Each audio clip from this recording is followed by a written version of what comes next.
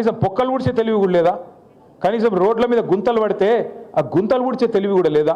దయచేసి ఆలోచించండి. నేను మిమ్మల్ని కోరేది ఒక్కటే, ఇవాళ మీరందరూ కూడా 56 బూత్లకు సంబంధించిన బూత్ కమిటీ సైనికులు ఇక్కడ ఉన్నారు. మీ అందరితో నా ప్రార్థన ఒకటే, మళ్ళీ కేసీఆర్ గారే రావాలనే మాట ఇవాళ హైదరాబాద్లో కాదు, ఇవాళ రాష్ట్రంలో ఉండే ప్రతి వర్గం నుంచి ఒక్కటే మాట వినబడతా ఉన్నది. అప్పుడే మంచిగుండే తిరిగి కేసీఆర్ గారిని తెచ్చుకోవాలనే మాట వినబడతా ఉన్నది. అందుకే నేను మిమ్మల్ని కోరేది ఒకటే, కేసీఆర్ గారు తిరిగి మళ్ళీ రాష్ట్రానికి నాయకత్వం వహించాలి అంటే ఆ జైత్రయాత్ర మీ జూబ్లీ హిల్స్ నుంచే మొదలు కావాలని చెప్పి నేను కోరుతా ఉన్నా. మీ వెంగళరావు నగర్ డివిజన్ నుంచే మొదలు కావాలని నేను కోరుతా ఉన్నా. यहीं से शुरू होना अपनी जीत की जो सिलसिला है, यहीं से शुरू होना है. क्योंकि आज हर कोई चाह रहा, आप कोई ऑटो चलाने वाले हमारे भाई से पूछो, क्या हालत है रे भाई, क्या हालत है, बर्बाद हो गया ना भाई, क्या करें.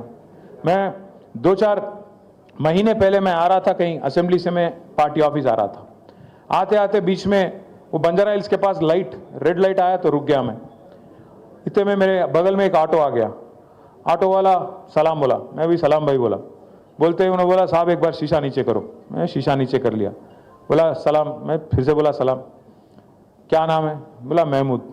बोला महमूद भाई क्या हाल है? क्या हाल है साहब? बर्बाद है. मैं बोला बर्बाद क्या हुआ? क्या है साहब? पूरा धंधा कारोबार खत्म, कहीं भी रोटेशन में पैसे नहीं है. एक तरफ रियल एस्टेट खत्म हो गया, एक तरफ हमारा कारोबार खत्म हो गया. कहीं भी देखो आप, आज कोई नहीं है साहब. केसीआर साहब जाने के बाद वो गया साहब, वो माहौल गया हैदराबाद में, वो पुराना वाला हालचाल नहीं है అని అన్నాడు.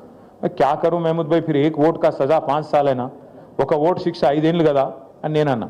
అంటే ఏమంటాడు తెలుసా महमूद भाई, कोई तरकीब नहीं है क्या साहब, कोई तरकीब అంటే ఏమైనా ఉపాయం లేదా అంటుండు.